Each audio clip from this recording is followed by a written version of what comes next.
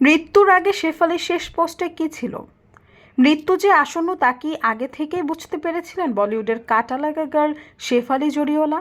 ঘনিষ্ঠদের দাবি, বেশ কিছুদিন ধরেই নিজেকে একেবারে গুটিয়ে নিয়েছিলেন জনপ্রিয় এই মডেল অভিনেত্রী।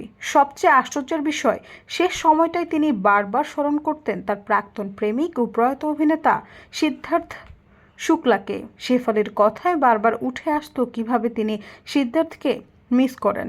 মনে করা হচ্ছে মৃত্যুর আগে তার মনোজগতে চলছিল এক অদ্ভুত অস্থিরতা, যার প্রতিফলন ঘটেছে তার দেওয়া শেষ এক্সপোস্টেও।